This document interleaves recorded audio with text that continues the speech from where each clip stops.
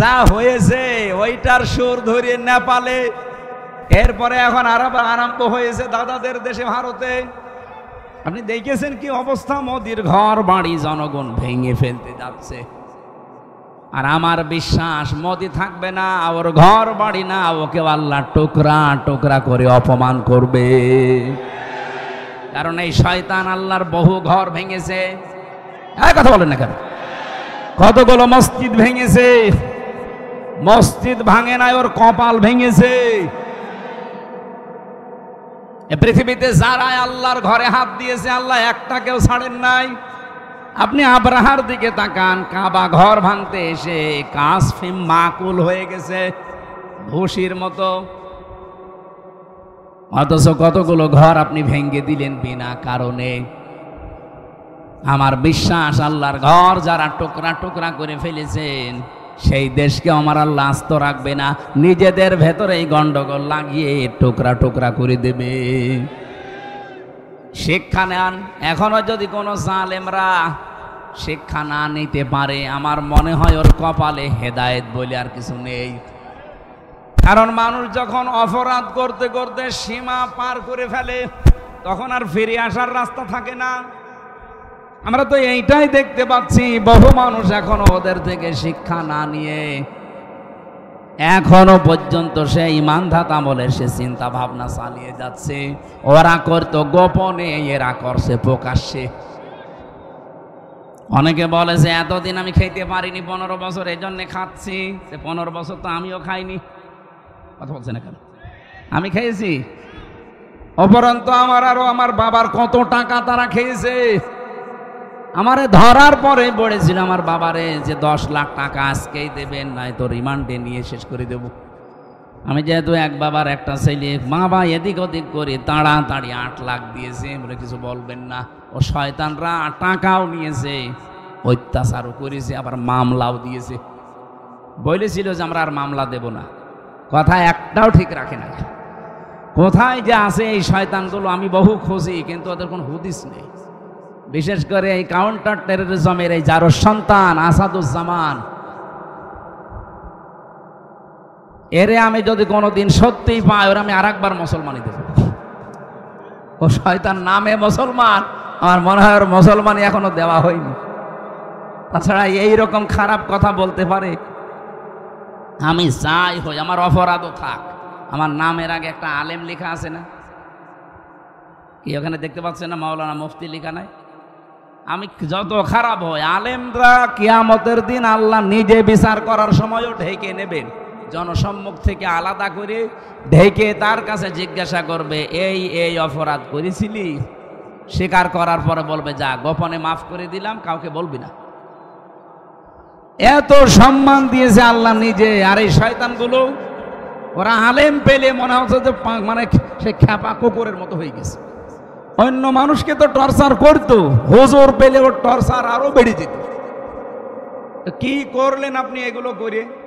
এখন তো নিজের বাড়িও থাকতে পারেন না, দেশেও থাকতে পারেন না, কোথায় আছে শয়তানও জানি না। আমি বহু খুঁজতেছি, একটারও পাইনি। আমার রিমান্ডে 11 জন দায়িত্বে ছিল, এই শয়তানগুলোর একটাও পাচ্ছি না। আমি যদি পাই কাউকে, আমার বাবার ওই টাকা তাদের কাছে আমি আদায় করে নেব। এই জন্য যারা এখনো এই ধান্দায় আছেন যে এতদিন খেতে পারিনি তাই খাচ্ছি, এই যে ফজো পাগলা নামে একজন আছে, ওই শয়তানের কথাবার্তা সব উল্টো পাল্টা। এই শয়তান বলছে এই 15 বছর খাইনি, এখন খাবো না। মানে ওর নামের মিনিং বের করেছে একজন, দেখলাম ফতে ফাউল, বর্গের যাতে জারজ, আর লতে লজ্জা, ফজলো দিয়ে কি হয় আপনি এবার মিলান তো। ওর মুখ দিয়ে যে সমস্ত কথাবার্তারা বের হবে এটাই স্বাভাবিক। আমার মনে হয় এই ডাকসু আর জাকসু নির্বাচনে ছাত্র দল থেকে একজনও নির্বাচিত হতে পারেনি, শুধু বিএনপির কয়েকজন নামধারী এই মুনাফিকের কারণে। এই নয়ন নামে একটা আছে মাগুরাতে বাড়ি, এটা টাটকা নির্ভেজাল মুনাফিক। আর এই ফজো পাগলা কিশোরগঞ্জের, ওদিকে আছে পাবনার। এই নামগুলো নিতে আমার কাছে ঘৃণা লাগে। এগুলো মানুষ নামে কলঙ্ক। একটা মাজলুম দল বিএনপি, তারা এই 15.5 বছরে বহু জুলুমের শিকার হয়েছে, তাদেরকে ডুবিয়েছে এই কয়েকটা শয়তানের কথায়। মানুষের মনের ভেতরে ঘৃণা তৈরি হয়েছে। 28 জন মানুষ পাশ করেছে ঢাকা ভার্সিটিতে, একটাও এরা নেই। 23টা হয়েছে শিবিরের আর 5টা হয়েছে স্বতন্ত্র। আপনি কি করলেন এতদিন রাজনীতি করে বলেন?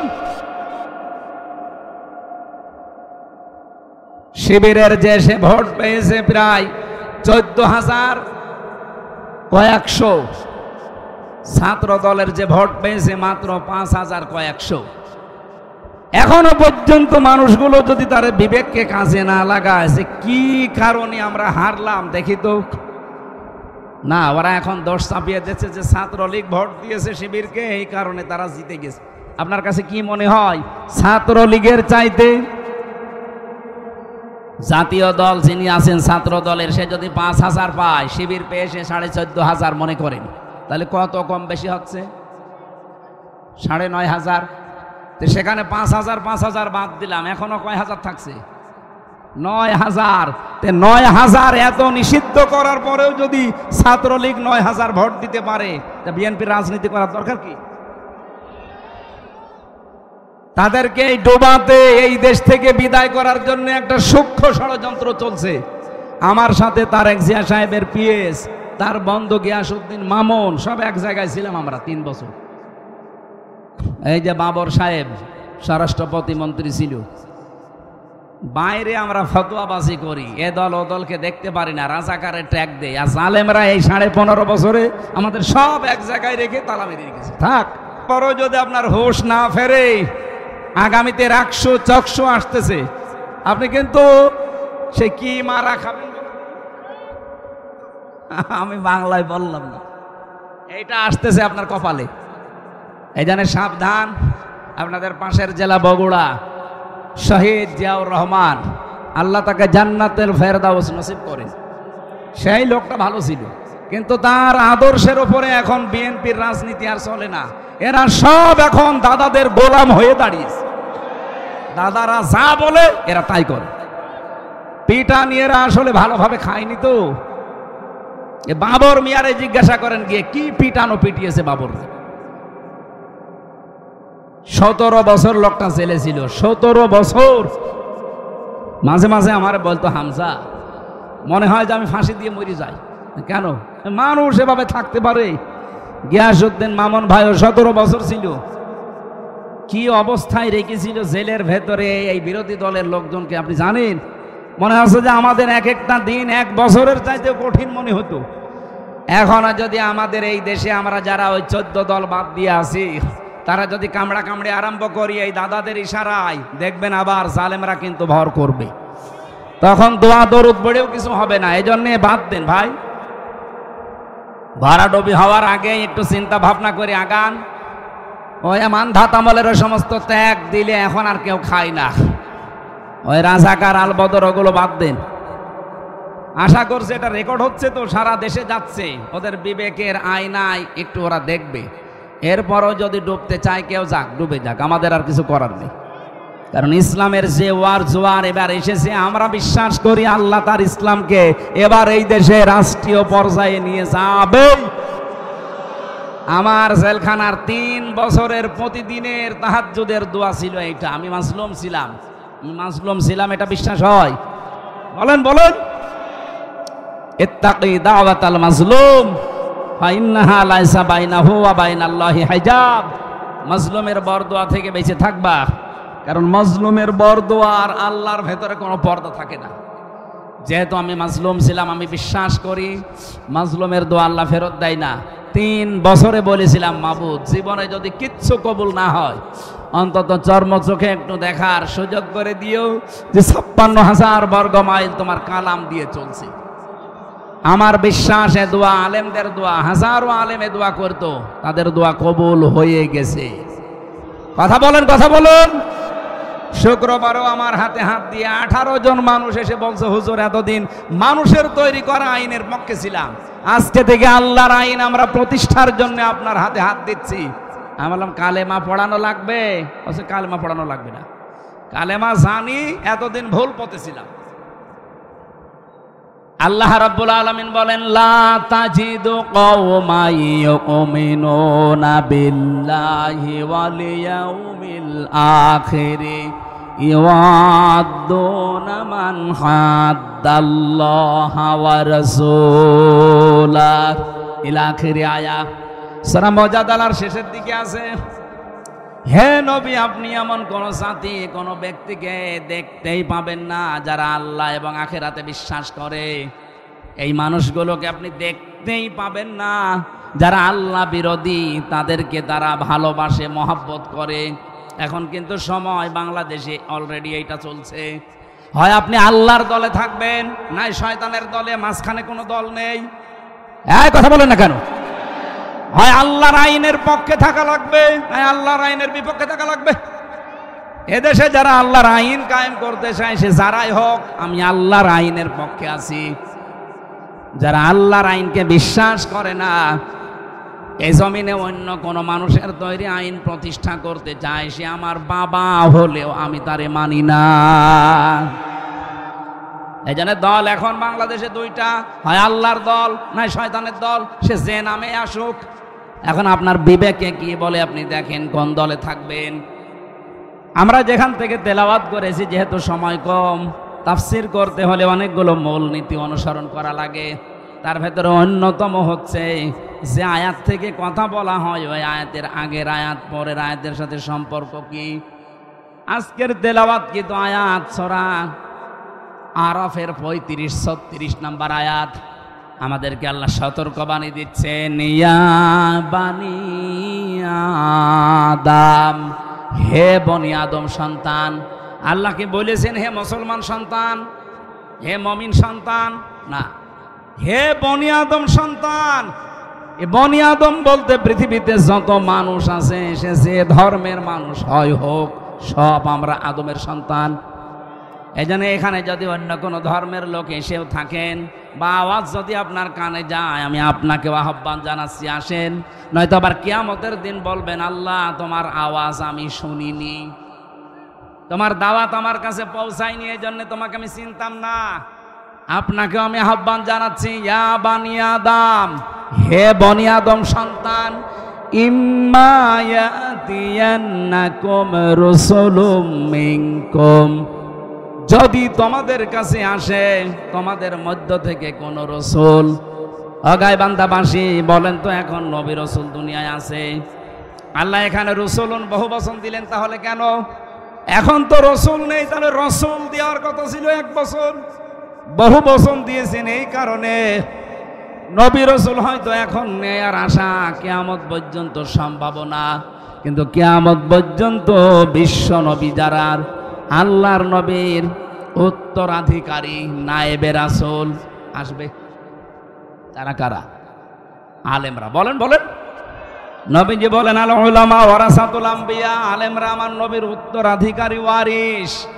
নবীজি যা করতেন, আলেম বলে দাবি করলে তারে ওই কাজই করা লাগবে।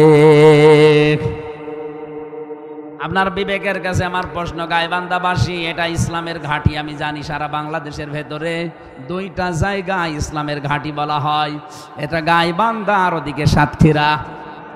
কথা বলছেন না কেন? আপনাদের কাছে একটা ডিপলি কথা না বললে আপনারা বুঝবেন। তারপরও বলছে, যে আলেম নবীর উত্তরাধিকারী, নবীজি সারা জীবন আল্লাহর আইনের পক্ষে কাজ করে, অথচ আপনি আলেম নাম নিয়ে মানুষের তৈরি করা আইনের পক্ষে কাজ করেন। আপনি আলেম না জালেম? এরকম জালেম দেশে নেই। কথা বলছেন আমার? এগুলো টাটকা নির্ভেজাল জালেম। হ্যাঁ, আপনাকে আল্লাহ এই দিন প্রচারের কাজে, দিন কায়েমের কাজে লাগায় না কেন? তারও কারণ আছে। আল্লাহু ইয়াজতাবি ইলাইহি মাইয়াশা ওয়া ইয়াহদি ইলাইহি মাইয়ুনিব। সূরা শুরার 13 নম্বর আয়াতের শেষের দিকে আছে, আল্লাহ পাক বলেন, আমি যাকে পছন্দ করি, নির্বাচিত করি, মনোনীত করি, আমি আল্লাহ যাকে ভালোবাসি, এই মানুষটাকে ওয়া ইয়াহদি ইলাইহি মাইয়ুনিব, তাকে দেখাই যেই লোকটা আমি আল্লাহর দিকে মন থেকে ফিরে আসতে চাই, তাকে আমি আল্লাহ আমার দিন কায়েমের কাজে লাগাই। সুতরাং দিন কায়েমের জন্য আপনাকে মনোনীত হওয়া লাগবে, নির্বাচিত হওয়া লাগবে। আর নির্বাচিত আল্লাহর কাছে হতে হলে ফিরে আসা লাগবে আল্লাহর দিকে। হয়তো আপনি এখন ওইভাবে ফিরে আসেননি মন থেকে, এই জন্য আপনার মতো আলেমকেও আল্লাহ দিন কায়েমের কাজে লাগায়নি। যারা আলেম আছে তাদেরকে বলছি, বলেন তো আমি কি আয়াত ভুল বললাম? এই আয়াতের আগের শব্দটার দিকে তাকালে আরো আশ্চর্য হয়। কাবুরা আলাল মুশরিকিনা মা তাদউহুম ইলাইহি। হে নবী, আপনি যেদিকে মানুষকে ডাকেন দিন কায়েম করো জমিনে, এটা শুনলে সবচাইতে বেশি মন খারাপ হবে, রাগ হবে মুশরিকদের। কাদের? আমরা তো দিন কায়েমের কথাই বলি নাকি আমার বাবার আইনের কথা বলি?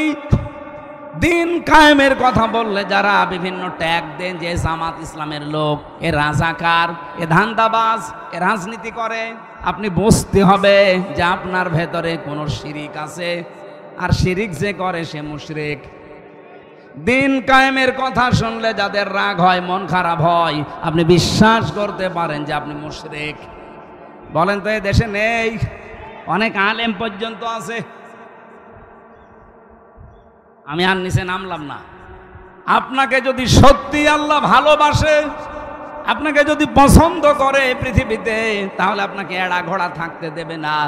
ইন্নাল্লাহা ইউহিব্বুল্লাযীনা ইউকাতিলুনা ফি সাবিলিহি সাফফান কাআন্নাহুম বুনিয়ানুম মারসুস। অবশ্যই আমি আল্লাহ ভালোবাসি তাদেরকে যারা সীসা গলা প্রাচীরের মতো ঐক্যবদ্ধ হয়ে আল্লাহর দিন জমিনে কায়েম করার জন্য সংগ্রাম করে, লড়াই করে। তা আপনি আয়াত সারা জীবন পড়ছেন, আমিও তো দেখছি, কিন্তু আপনি তো কাজে নেই। দিন কায়েমের জন্য আপনার কোনো ভূমিকা নেই। এ দোষ শুধু আপনার না, কারণ আপনি মন থেকে ফিরে আসেননি, এজন্য আল্লাহ আপনাকে কাজে লাগায়নি। অথচ একজন সাধারণ মানুষ সেই ছোটবেলা থেকে দিন বুঝেছে এবং ইসলামী আন্দোলন করে এই কারণে যে জমিনে দিন কায়েম করা নামাজ রোজার মতো ফরজ। এই জন্য ওই মানুষটা দেখেন আপনার মতো আলেম না, কিন্তু দিন কায়েমে অ্যাক্টিভ, ও মন থেকে ফিরে এসেছে, এই জন্য আল্লাহ তাকে কাজে লাগিয়ে দিয়েছে। আজকে আমি যেখানে ছিলাম খাবারে বাড়িতে, কোন বাড়ি জানি না, অনেকটা মাস্টার মানুষ, অথচ দিন কায়েমের জন্য লোকটা জেল পর্যন্ত খেটেছে। কত আলেম দেখলাম এই 15.5 বছরে বাতিলের 5 আটা গোলামি করে জীবনযাপন করেছে। আমি কি বেশি বললাম? আপনাকে আল্লাহ মনোনীত করেনি, কারণ আপনার মন নেই। আর দিন কায়েমের কথা, আল্লাহর বিধান কায়েমের কথা বললে যদি রাগ হয় আপনার মনে, মনে খারাপ হয়, আপনি ধরে নেবেন যে আপনার দ্বারা কোনো না কোনো শিরিক হচ্ছে, আর শিরিক হলে আপনি মুশরিক। আপনার কাছে জীবনেও দিন কায়েমের কথা ভালো লাগবে না।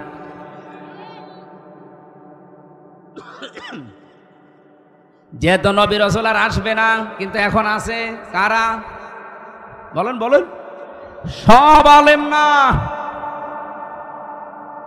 রসুলুন বহু বছর যারা বিশ্ব নবী মুহাম্মদ রাসূলুল্লাহর আদর্শ অনুসরণ করেছে এবং পূর্ববর্তী রাসূলদের। সূরা ইয়াসিনের 30 নম্বর আয়াতটা একটু পড়বেন বাড়ি যে, ইয়া হাসরাতান আলাল ইবাদি মা ইয়াতিহিম মির রাসূলিন ইল্লা কানু বিহি ইস্তাহজিউন। আল্লাহ পাক বলেন, আমার বান্দা বান্দীদের জন্য আমার আফসোস, আমার আক্ষেপ যে এমন কোন নবী রাসূল পাঠালাম না যার সাথে সমসাময়িক মানুষেরা ঠাট্টা করে নাই, বিদ্রূপ করে নাই, উপহাস করে নাই। বলেন তো, নবীদের চরিত্র খারাপ ছিল? বলেন বলেন। তাদের সাথে ঠাট্টা করার কারণই তো এইটা যে তারা আল্লাহর বিধানের কথা বলতো। কথা বলেন না কেন? সুতরাং আজও যদি কেউ আল্লাহর বিধান কায়েমের কথা বলে, বুঝবেন সেই নবীওয়ালা কাজ করছে। নবীদের সাথে যেমন ঠাট্টা বিদ্রূপ উপহাস করা হয়েছিল, সত্যিকারে কেউ যদি নায়েবে রাসূল হয়ে দায়িত্ব পালন করতে চায়, তাকেও মানুষ ঠাট্টা করবে, বিদ্রূপ করবে, উপহাস করবে। বিভিন্ন উল্টাপাল্টা নাম তারে দেবে। কথা বলেন ঠিক কিনা? এমনকি নবীজির মতো মানুষকে তারা 3 বছর জেলে রেখেছিল, দেশ থেকে তাড়িয়ে দিয়েছিল। আর আমি এমন মাওলানা যে আমারে সবাই ভালো বলে। নবীজির মতো এত বড় ভালো মানুষকে সবাই ভালো বলে নাই, আবু জেহেল ভালো বলেছে। আপনারা যে সবাই ভালো বলে, আপনি কি নবী চাইতে ভালো মানুষ? তাহলে বুঝে নিতে হবে আপনার ভেতরে কোনো না কোনো কায়দায় মুনাফিকি ঢুকেছে।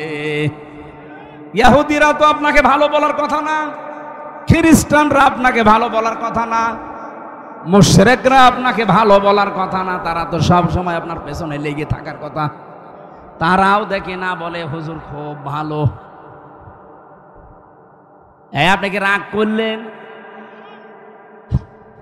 আল্লাহ এখানে দিয়েছে রসুলম মিনকুম, তোমাদের ভেতর থেকে রসুল আসবে। যেহেতু এখন নবী রসুল আর নেই, সুতরাং বিশ্ব নবীর নায়েব তারা, যারা তাদের এলেম অনুযায়ী নবীদের মতো রসুলদের মতো কাজ করছে।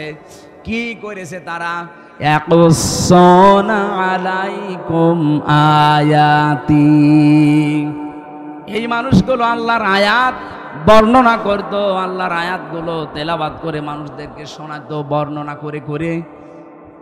ফামানিত্তাকা ওয়া আসলাহা, যে ব্যক্তি নবী রাসূলদের কাছে এই কাহিনী শোনার পর, আল্লাহর কিতাবের কথাগুলো শোনার পরে নিজেদেরকে আল্লাহর ভয়ে ভীত বানাবে, তার মানে মুত্তাকি হবে এবং নিজেদেরকে সংশোধন করে নেবে।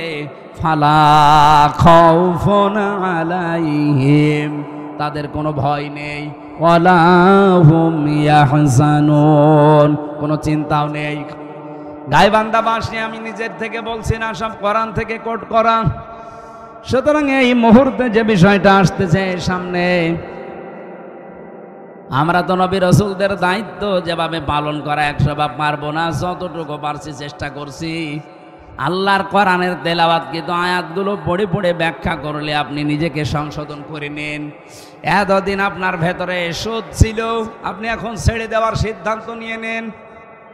এলাকায় সুদ আছে কিনা আমি জানি না, আমার মনে হয় ওয়াজ এলাকার জন্য না।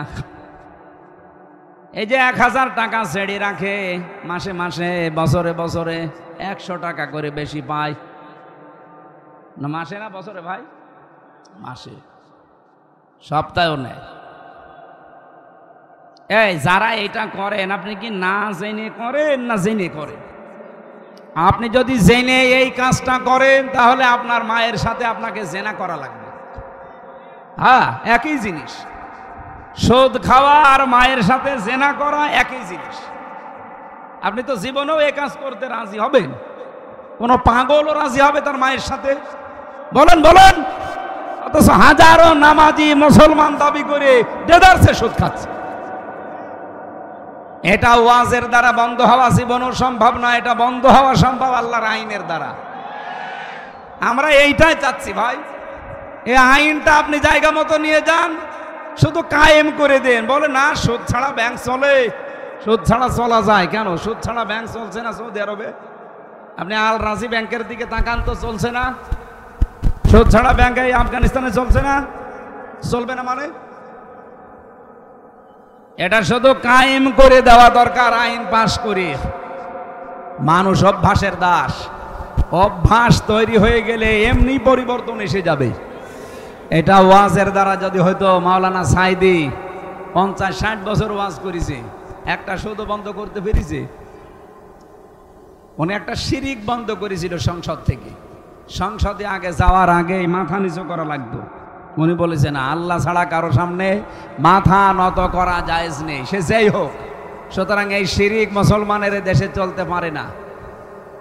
স্পিকার বলেছিল যে সাইদি সাহেব, এটা তো এইভাবে হয় না, আপনি বিল পাস, হাত উত্তোলন করতে বলবো, আপনারা যদি এই 300-র ভেতরে 151 জন হাত তুলতে পারে, এই বিল পাস হয়ে যাবে। ওই দিন পাস হয়ে গেছে।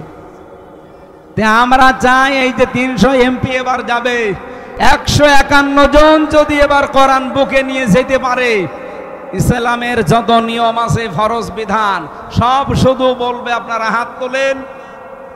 ডাক্তার আব্দুর রহিমের মতো, এই গাইবান্ধা জেলায় আরো যারা আছে, এই মানুষগুলো যদি একবারে ওই দিন বলে হ্যাঁ আমরা নামাজের পক্ষে, আমরা যাকাতের পক্ষে, আমরা ন্যায় অন্যায়ের বিপক্ষে, এরকম কথা যদি বলে না, প্রতিদিন দেখবেন আল্লাহর একটা একটা করে বিধান পাশ হয়ে যাচ্ছে।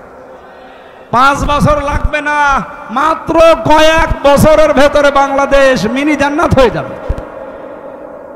বাইরের দেশগুলোতে গিয়ে আমি দেখেছি আল্লাহর বিধান সেখানে পুরাপুরি চলে না, কিছু চলে, কিন্তু তাদের আইনের প্রতি শ্রদ্ধা থাকার কারণে কোনো ডাকাতি নেই, কোনো চুরি নেই, খাদ্যে ভেজাল নেই। আমি মালয়েশিয়াতে 12 দিন থাকলাম কয়েকদিন আগে গিয়ে, একটা হাসি পর্যন্ত আসে না, কারণ খাদ্যে ভেজাল দিতে কেউ যদি ধরা পড়ে সঙ্গে সঙ্গে তারা মেরে ফেলবে। আর আমাদের কি হয়, খাদ্যে ভেজাল দেয়, ধরা পড়ে 3 মাসের জেল দেয়, ও 3 মাস জেল খেটে এসে খাদ্যে যা ভেজাল দিয়েছিল ডবল করে দেয়। আপনার হাসি হবে না, কাশি হবে না, আপনার শরীর খারাপ হবে না, হবে কার? মালয়েশিয়া বাংলাদেশের চাইতে প্রায় কমপক্ষে 7 ডবল বড়। শেষ করে দেব, এগুলো পরে দিয়ে, সময় আছে। এত বড় বিশাল দেশ যেখানে আমার প্রতিদিন জার্নি করা লাগতো কমপক্ষে 1-1,500-2,000 কিলোমিটার, তার মানে এরকম বাংলাদেশ পুরাটা 2 ডবল শেষ করি যে একটা মাহফিল। এ বাংলাদেশে মাথা থেকে ও মাথা 1150 কিলোমিটার, মাত্র 2000 কিলোমিটার, 2200 কিলোমিটার যদি রান করা লাগে, পুরা বাংলাদেশের কয় ডবল? এত দূর যেয়ে একটা মাহফিল করতাম, রাত নেই দিন নেই, গাড়ি চলছে, শুধু পাহাড়, মরুভূমি, পাথর আর এই পাম গাছ ছাড়া কিচ্ছু নেই, খালি জঙ্গল। রাত 2টা-3টার দিকে যাচ্ছে, ড্রাইভার আমারে বলছে, হুজুর কোনো চিন্তা নেই, শুধু আল্লাহ ছাড়া কারো ভয় নেই, কেউ আসবে না সামনে। ওই রকম একটা দেশ আমরা দেখতে চাই না। এটা কি মানুষের তৈরি করা আইনে সম্ভব? আল্লাহর আইন লাগবে। এই 54 বছরে আমাদের ধোঁকা দিয়ে বোকা বানিয়ে রেখেছে এই দেশের নেতারা। তারা ঠিকই তাদের স্বার্থ সিদ্ধি করেছে, তাদের ছেলে মেয়েদের ঠিকই লন্ডন আমেরিকায় পড়ায়, আর দেশে মরিয়ে আমরা নিজেরা। এবার আর এই পাগলামি করব না। কি কথা বলেন না কেন? আপনি একটা বারের জন্য কোরআনের হাতে একটু তুলে দেন, দেখেন এই দেশও মালয়েশিয়ার মতো দাঁড়িয়ে যাবে। আজকের মাহফিলে যে আবু বকর সিদ্দিক আলহাজ, উনি টাকা দিয়েছেন, 500 টাকা দিয়েছে, আবার নাম লিখে দিয়েছে। আলহাজ লেখা আছে না নামের আগে, তো 5000 টাকা দেওয়ার কথা। এরকম হাজি যারা আছেন, হাজি অবশ্যই ধনী মানুষ, নাই তো আপনি এত টাকা খরচ করতেন না। সাধ্য যদি থাকে আপনার কোরআন প্রচারে আপনার সম্পদ, আপনার সময়, আপনার বিবেক ব্যয় করবেন, কারণ কোরআনের পেছনে যা ব্যয় হয় কিয়ামতে তার হিসাব আল্লাহ নেয় না। এজন্য আশা করছি পুরা জীবনটাই যেন কোরআন কেন্দ্রিক ব্যয় হয়। মেয়েরা যারা এসেছেন এই আয়াতের পরবর্তীতে কিছু কথা আমরা বলতাম। বানি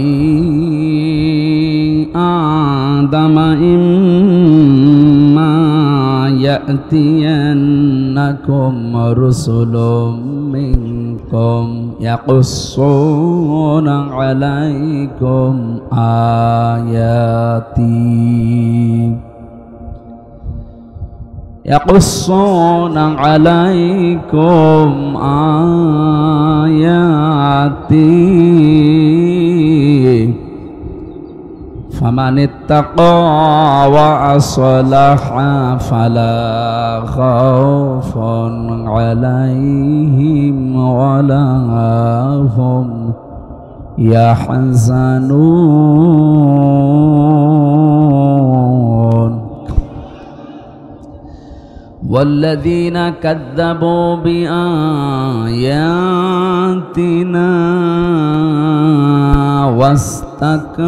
واستكبروا عنها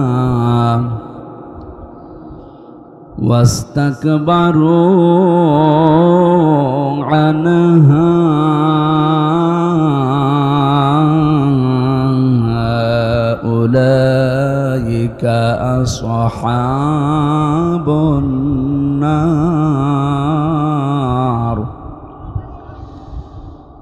هم فيها خالدون صدقت يا ربنا اللهم صل على محمد وآله وصحبه وبارك وسلم الحمد لله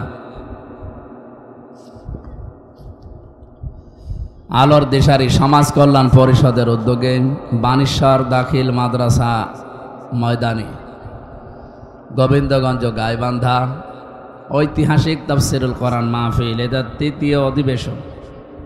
কয় বছর চলছে এটা? 3 বছর। সম্মানিত সভাপতি হাজারো আলেমের উস্তাজ মাওলানা আসাম জাকারিয়া দামাত বারকাতুহুমুল আলিয়া, মাহফিলের সহসভাপতি আলহাজ তসকিন আলী মাস্টার, জনাব আব্দুল হান্নান মাস্টার, সারা জীবন জ্ঞানের আলো ছড়িয়েছেন এই মানুষগুলো। এখন বয়সের একটা দ্বার প্রান্তে এসে দাঁড়িয়েছে। আল্লাহ যেন তাদের এই হায়াতটা তাজ্জেবা হিসাবে কবুল করেন, আমিন। মাহফিলের প্রধান অতিথি বাংলাদেশ জামায়াতে ইসলামী মনোনীত নমিনি, আপনাদের এলাকার সন্তান, জননেতা জনাব ডাক্তার আব্দুর রহিম সরকার দামাত বারকাতুহুমুল আলিয়া। বিশেষ অতিথি জনাব আব্দুল মান্নান মহলদার, জনাব রফিকুল ইসলাম মাস্টার। এখানে আলোচনা যারা রাখলেন মাওলানা আয়ুব আলী আনসারি, হাফেজ মাওলানা এমদাদুল হক আশরাফি, আমন্ত্রিত অতিথিবৃন্দ, অনেকগুলো আলেমের নাম দিয়েছেন আপনারা। সম্মানিত ব্যক্তিবর্গ এসেছে, আমাদের প্রধান অতিথি এসেছে, না?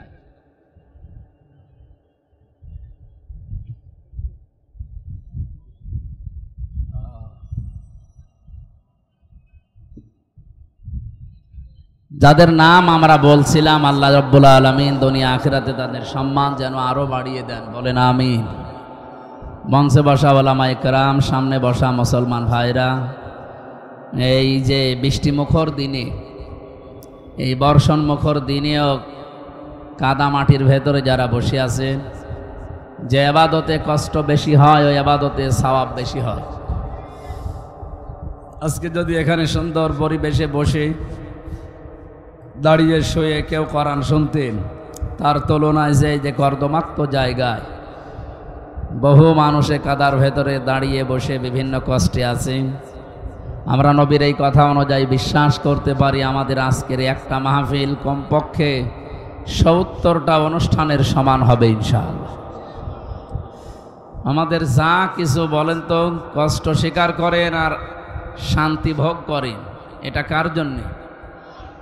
বলিন্না সলাতি ওয়া নুসুকি ওয়া মাহইয়ায়া ওয়া মামাতি লিল্লাহি রাব্বিল আলামিন।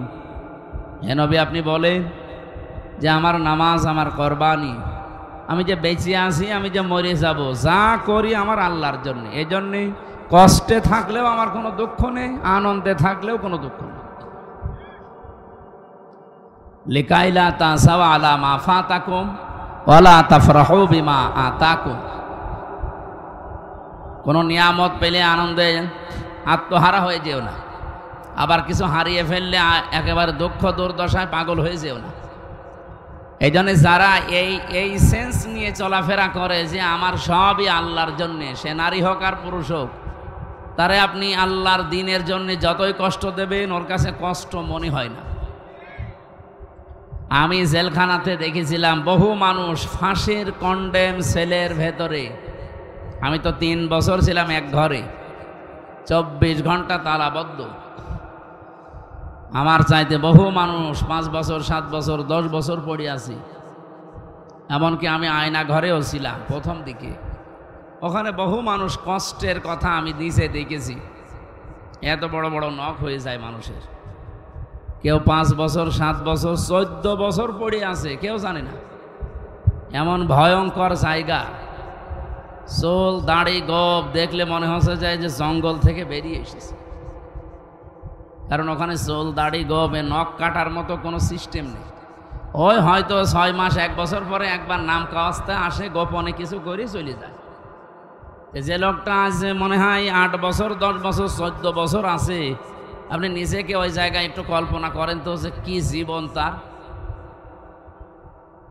কোনো আওয়াজ পাবেন না, কোনো আজানের আওয়াজ নেই, মানুষের আওয়াজ নেই, খালি গাড়ি ঘোড়ার হালকা আওয়াজ পাওয়া যায়। ওপর দিয়ে মনে হয় গাড়ি যায়। একটা মানুষ জানে না যে তার নাম কি, ও ভুলে গেছে, কারণ কেউ তার নাম ধরে ডাকে না। আজ 12-14 বছর ওর নাম ধরে কেউ ডাকে না, তো ওর নাম মনে থাকবে কি করে? এমনকি এই মানুষটা এখন যে কোন বছর চলছে, এটা কোন মাস, এটা যে কোন দিন, কয়টা বাজে, ও কিচ্ছু জানে না। আমি মাঝে মাঝে আমারে যখন রিমান্ডে নিয়ে আসতো, আমি দেখেছিলাম এই যে দেওয়ালের সাথে এই বড় বড় নখ দিয়ে খুশিয়ে খুশিয়ে তারা লিখে রাখতো মোবাইল নাম্বার দিয়ে। বলতো যে ভাই এই নাম্বারটা একটু জানাবেন, কেউ যদি বাইরে যেতে পারে যে আমি বেঁচে আছি, এতটুকু। আর এমন এমন পাহারাদার আমাদের কপালে জুটত। গোবিন্দ পরামানিক, গৌতম কুমার, এরপরে দেবদুলাল, আশিক ভট্টাচার্য, এই যা বলছে সব তো আল্লাহর ওলি নাকি? এর কাছে কোনো আলেম জালেম আছে? এর কাছে আলেমই কি আর জালেমই কি? ও আরো আলেম দেখলে অত্যাচার বাড়িয়ে দিত। যদি একটু নামাজের কথা বলতাম যে ভাই কয়টা বাজে, একটু নামাজ পড়বে, নামাজ পড়লে এখানে কি, নামাজ পড়লে এই জায়গায় থাকা লাগে না? আল্লাহ সম্পর্কেও আশেপাশে ধারণা তাদের যে নামাজ পড়ে যদি ভালো থাকা যায়, তো কি করে কি উনি বসে বসে? বলেন তো, এ কথার কোনো জবাব আছে মায়ের ছাড়া? কিন্তু মায়ের কি করি, এই পায়ের ভেতরে এইভাবে হাত দিয়ে, সামনে যে লোহার ব্যারিকেড দেওয়া আছে খাঁচা, ওর সাথে 24 ঘন্টা এমনিতেই বেঁধে রাখ না, পায়ের ভেতর দিয়ে হাত দিয়ে এভাবে বেঁধে রাখে তালা দিয়ে, হ্যান্ডকাপ লাগিয়ে। এই যে মানুষ শুয়ে থাকে, এটার যে কত বড় নিয়ামত আমি টের পেয়েছি। আমার পিঠের এই পেছনে যে দাঁড়া আছে, এটা ব্যথা হয়ে আছে এখন। এবারে মাঝে মাঝে শুয়ে থাকলে আমি ষাটপাট হয়ে ঘুমিয়ে থাকি। আমার ম্যাডাম মাঝে মাঝে আমারে বলে যে এইভাবে ঘুমাও মানে? আরে ভাই, ঘুমাইছে কেন, তুমি তো টের পাচ্ছ না। আমার জেলখানার সাথী ছিল মুফতি ফখরুল ইসলাম, নোয়াখালী বাড়ি। ওই লোকটারে নিয়ে প্রথম 22 দিন একাধারে এই পায়ের ভেতরে হাত দিয়ে হ্যান্ডকাপ লাগিয়ে রেখেছিল, শুধু 1.5-2 মিনিট সময় দিত টয়লেট করার জন্য। খাবার যা দিত, সকালবেলা কয়েকটা পচা ছোলা দিত, আর দুপুর বেলা 1 মুঠ ভাত দিয়েছে, তার ভেতরেও 3-4 রকমের সবজি তরকারি সব একসাথে। বলেন তো, এই যে খাবারের কথা বললাম, এ খেয়ে কি মানুষ বেঁচে থাকার মতো? খেলে খান, না খেলে যান, কিছু বলতে পারবেন না, ওই দূর থেকে ঠেলা মেরে দেয়। আমি একটা চেয়ার দেখেছিলাম ওখানে, আমারে বসায়নি, কিন্তু যারে আমার আগে নিয়ে গেল তারে বসিয়েছিল। এখানে এত নড়াচড়া করেন কেন? এদিকে সরে বসেন, এখানে আসবেন না। উনি আমারে বলছিল ভাই এরকম একটা লম্বা চেয়ারে হাত দুইটা হ্যান্ডকাপ দিয়ে আটকিয়ে দিল, পায়ের সাথে বেড়ি লাগিয়ে দিল, আর এই গলার সাথে একটা বেল্ট লাগিয়ে একটা টিপ দিল। 1 মিনিটে 120 বার ঘোরে। 1 মিনিট পরে মনে হচ্ছে যে আমি 8-10টা দুনিয়া দেখতে পাচ্ছি। এই ছিল আয়না ঘরের শাস্তির নমুনা। তাও তো আমি পুরাটা পাইনি, মাত্র 3 বছর পেয়েছি। আর যারা আজ 14 বছর পেয়েছে, বলেন তো আপনি নিজেকে ওই জায়গায় দাঁড় করান। এখনো পর্যন্ত যারা জালেমদের সাফাই গায়, এদেরকে নিয়ে যে ওই ঘরের ভেতরে অন্তত 2 বছর রাখা দরকার। এখনো বলে কি করেছে, আমার আপা আছে, ওনার পালিয়ে যাওয়া লাগলো। তোমার সাথে তো করেনি, করেছে আমার সাথে, আমি টের পাচ্ছি।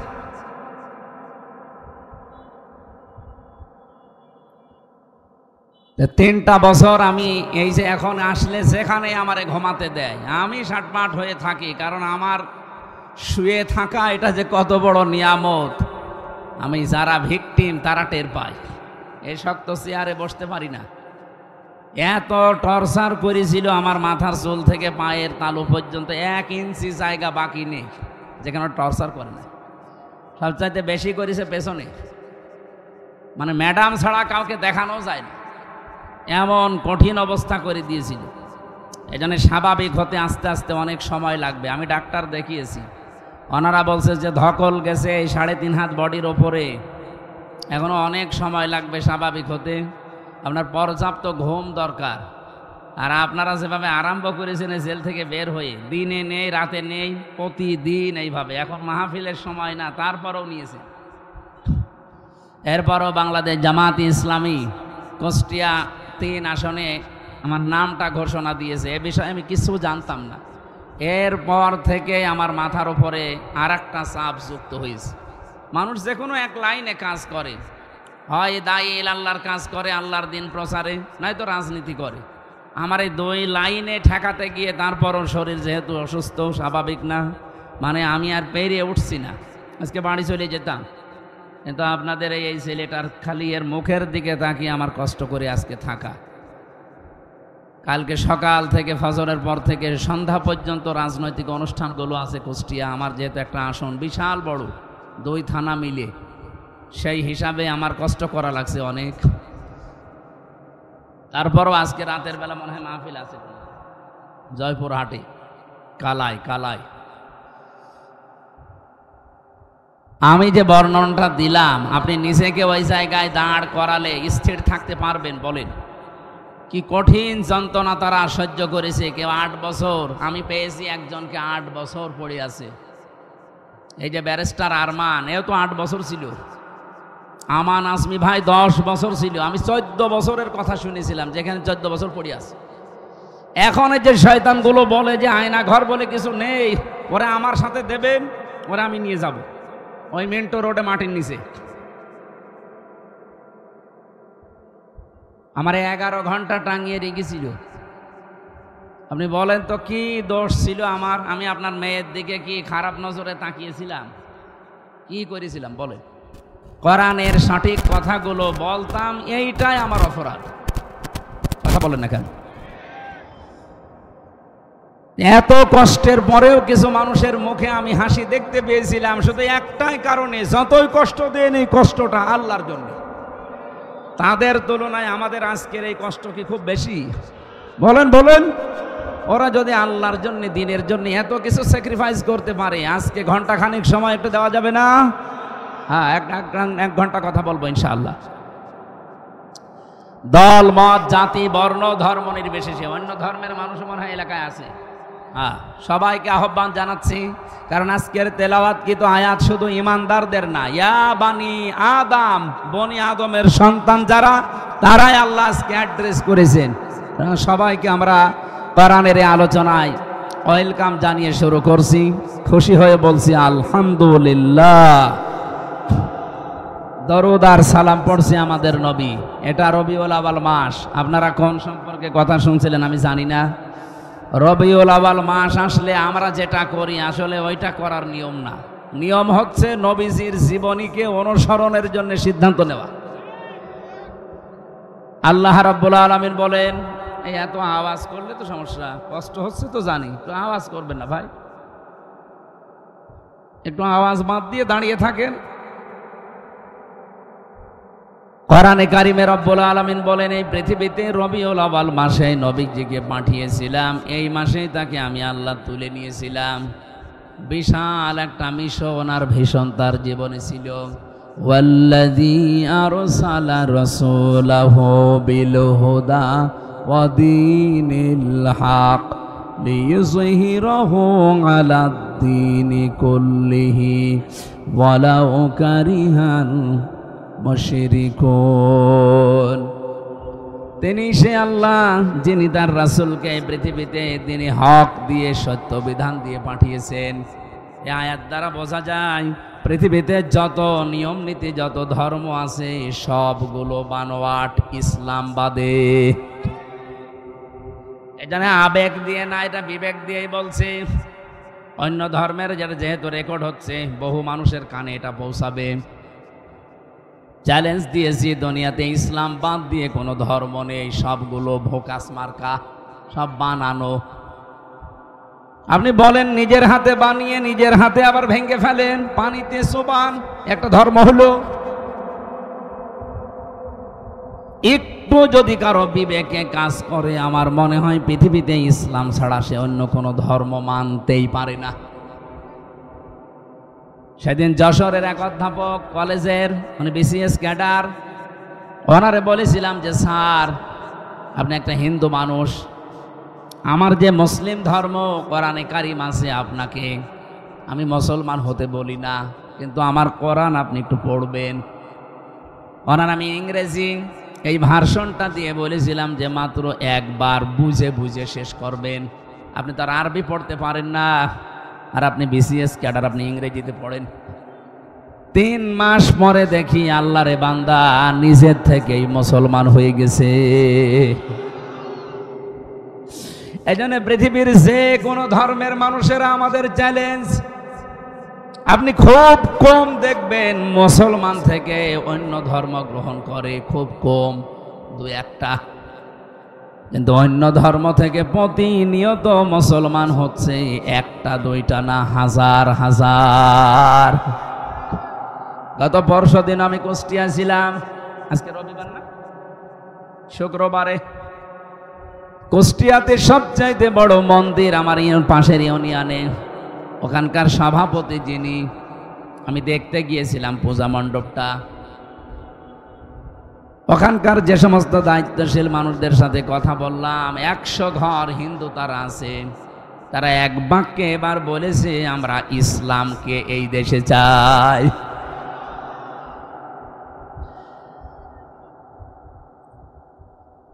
আমার তো মনে হচ্ছে যেভাবে দলে দলে পালে পালে মানুষ আজ ইসলামের দিকে আসতেছে, শুধু জামাত ইসলামে না, তারা চায় যে দেশে আল্লাহর বিধান ইসলাম কায়েম হোক।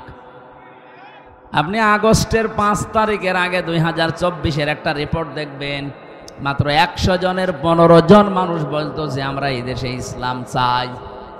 অথচ 1 বছর 1 মাসের ব্যবধান, আন্তর্জাতিক একটা সংস্থা আছে মাইক্রোসফট, এরা রিপোর্ট দিয়েছে শুধু বাংলাদেশের এই 64 জেলায় এখন 100 ভাগের 77 ভাগ মানুষ বলছে আমরা ইসলাম চাই।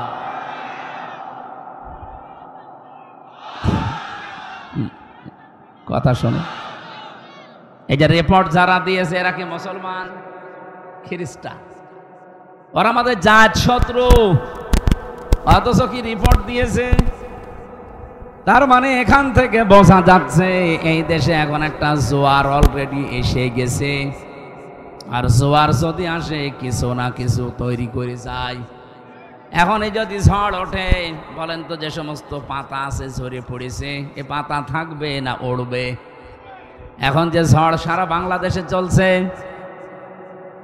আমি তো আর শুধু গাইবান্ধার এই গোবিন্দগঞ্জের বানেশ্বরে বসে নেই, এদেশের 56,000 বর্গ মাইল, 630টা থানা আছে এই গোবিন্দগঞ্জের মতো, প্রায় সবগুলো থানায় আমার যাওয়া শেষ। কমপক্ষে প্রতিনিয়ত যাওয়া আসা, এই চলাফেরা করে দেখতে পাচ্ছি এই যে ঝড় উঠেছে, এই ইসলামকে এবার এরা সংসদে পৌঁছিয়ে দেবে। এখনো পর্যন্ত আমি অনেক আলেমকে, অনেক ইমামকে দেখি, এরা বলে যদি ইসলামের পক্ষে এখন কাজ শুরু করি, আর যদি ইসলাম ক্ষমতায় না যায় তাহলে আমার কি হবে, আমার ইমামতি থাকবে। আরে ভাই, আপনি ইমামতি নিয়ে আসেন, আর আপনার ধারণা কেন তৈরি হয় যে ইসলাম এবার যাবে না? 92% মুসলমান এখানে আমরা। এতদিন যাই টালমাটাল ছিলাম, দোদুল্যমান অবস্থায় ছিলাম এদিকে ওদিকে, এখন আমরা কিন্তু সব এক হয়ে যাচ্ছি। কারণ ফ্যাসিস্ট জালেমরা যেহেতু নেই, কিছু মুনাফিক আছে, এগুলো আশা করছি থাপ্পড় দিলে ভালো হয়ে যাবে। এদেশে যেহেতু ফ্যাসিস্ট নেই, নতুন করে কেউ গড়ে উঠতে চাইলেও সে পারবে না। নেপালের দিকে তাকান, মন্ত্রীদের ধরে পানির ভেতরে চুবাচ। আর আমার তো নিজের দেখায় 1 বছরে আমি বাইরের দেশে যেগুলো সফর করে আসলাম, জালেমরা কেউ ভালো নেই। কিছুদিন আগে আমার সফর ছিল থাইল্যান্ডে, মালয়েশিয়া, সিঙ্গাপুরে। যে হোটেলে উঠি দেখি নিচে নেমে 2 জন চা খাচ্ছে। কি গো, হুজুর দোয়া করেন, আগেই পালিয়েছি। দোয়া করব মানে? আপনি হোটেলে আছেন কেন? আপনার না 620টা বাড়ি, আপনি এখানে আছেন কোন কারণে? এখানে বিল কত প্রতিদিন? আমারে বলছে হুজুর 3 তারিখের পরে 4 তারিখে দেখলাম ভাব ভালো না, এই জন্য রাতেই টিকিট কেটে চলে এসেছি। আপনি এখানে আছেন, আপনার বাড়ি নেই। আমরা তো জানি আপনার সাহেব পাড়া আছে মালয়েশিয়াতে, আপনাদের বেগম পাড়া বানানো আছে, সিঙ্গাপুরের মতো জায়গায় আপনার ফ্ল্যাট নেওয়া আছে। তাও একটা দুইটা না, এক ফ্লোরে 18-20টা ফ্ল্যাট সব আপনার। এরপরও আপনি হোটেলে থাকেন কেন? মজাগুলো সব তালা লাগা। এখানে থাকি খুব গোপনে, নিচে নামি না, কয়েক মাস পরে একবার নামি। কারণ আমি এই দেশে 20 লাখ বাঙালি আছে জানি, ওরা যদি আমারে দেখে পিটিয়ে ভর্তা বানিয়ে ফেলবে। এই জন্য খুব গোপনে আছি আপনাদের। আপনি আমার জন্য দোয়া করেন, ওর জন্য দোয়া আসবে।